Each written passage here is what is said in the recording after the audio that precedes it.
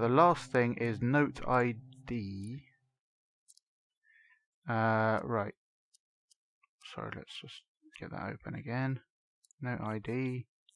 Let's see what it gives us.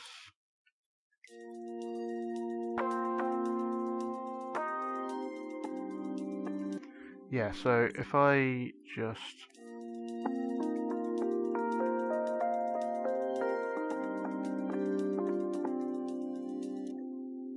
like that,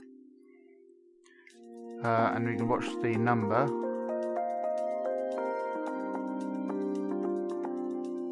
It's just getting bigger and bigger, I believe.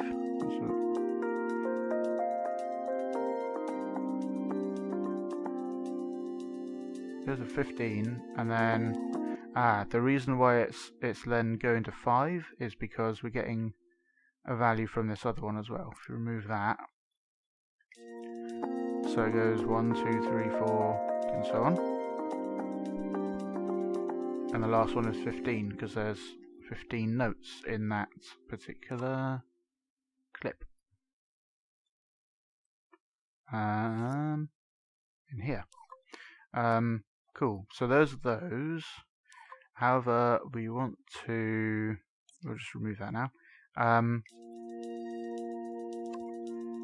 Want to see about the buttons output.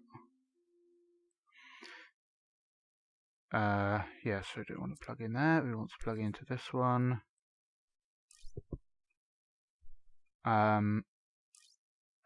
So grab the composite note data just before. So let's see what that gives us. The buttons. When you play that, oh, we have to select it. Now we'll play that. That's not a good example, so let's just make a new, whoa. Let's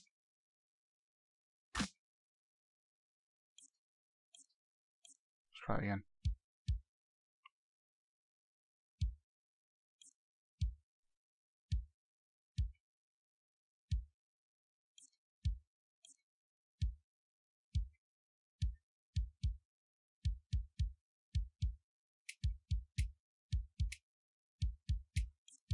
So we really want to keep them a bit separate. Okay. So now if we select that and play this, we also, let's expand them all. So I double click X on one of them, and then I can drag all of them out at once to make this a bit easier. Select that. And we need another one.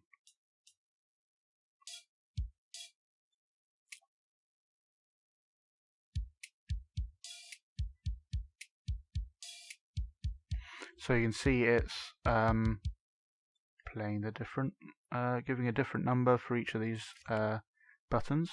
So if we, so that's 0, X is 0, square is 1, and it goes up from there. So it's 0 down here, and then 7 up there, because there's 8 of these numbers, 8 of these rows buttons you can use. So let's see how you might use that. What was this one for? Oh, moving it up. Let's just put that in there.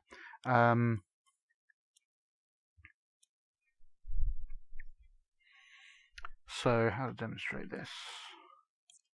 So I don't need that, it's already plugged in here. So the easiest way I could demonstrate is probably make another fleck.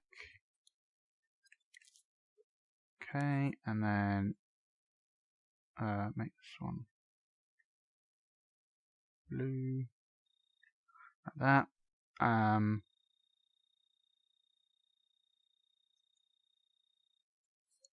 Okay, now let's make, first we need to get it into a usable form, so let's use a selector. So I explained a selector earlier, but this, another way of telling it which number to use, which channel to use, is by using the active port. Again, this starts at 0 and then it's 1, 2, 3 going all the way down to 9 because there are 10 possible ports. So let's grab the button and put it into active port and then play. And put it up. So you can see it's lighting up different things. That's cool. Oh, there's a limit of just 8 of those in there, so we can do that. And now we can make this less glowy. There we go. Make this different colours for the different things. So that one we can just leave blue. That one we'll make it a bright blue.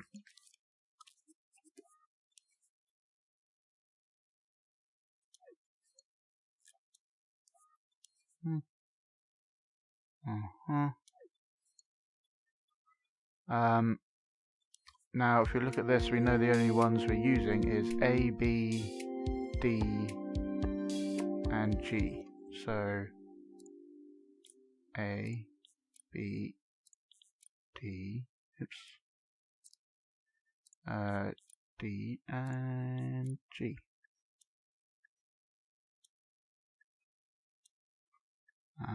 Like that.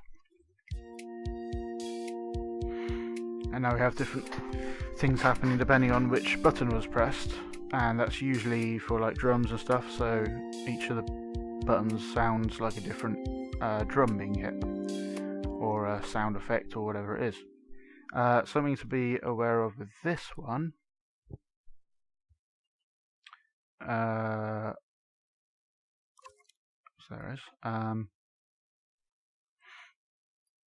is if I put a gap in there, so let's actually make this white normally. Yeah. Probably have to tweak how this sounds.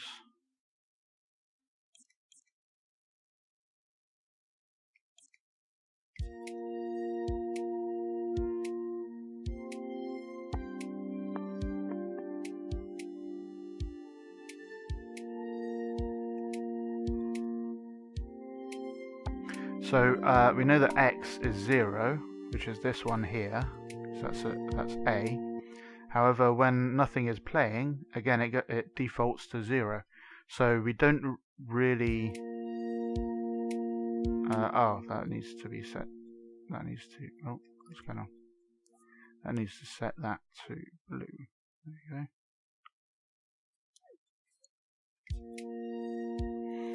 So the bass drum isn't playing, but it's looking blue anyway, instead of the default white.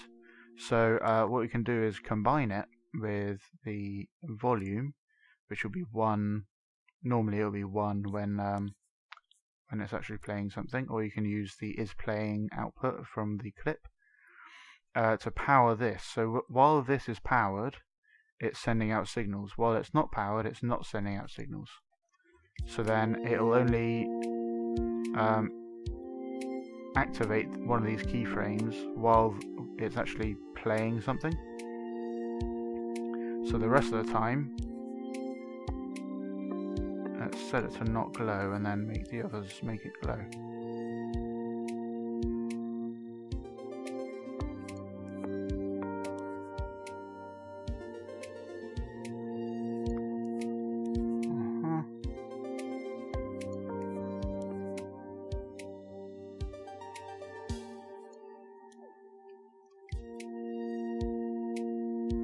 Like that.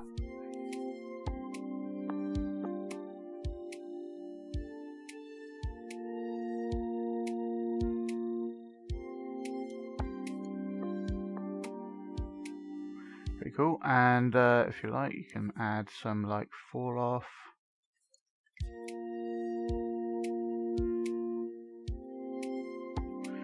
And whatever you like.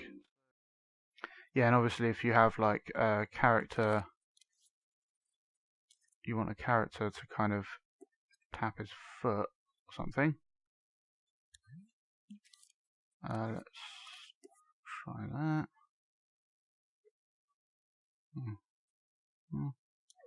And by default we'll have it like that. Oh. Oh.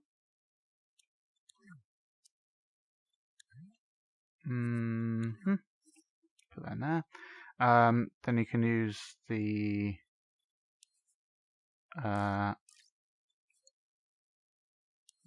beat output or the bar or whatever you want per beat trigger like that.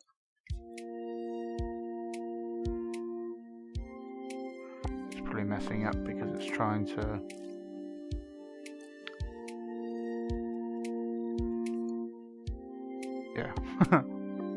looks a bit janky, but you get the idea. You can use that in whatever way you want. Has anyone got any questions about that?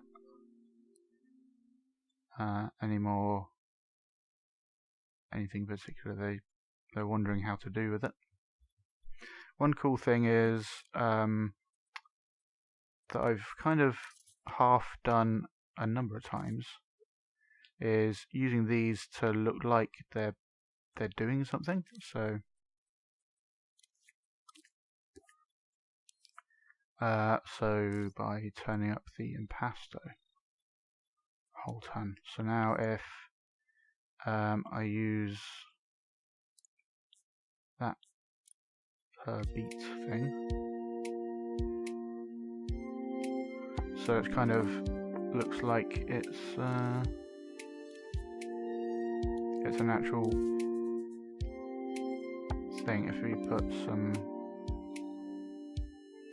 here, and then now it's like a drum or something. One of these days I'll actually do something with that idea.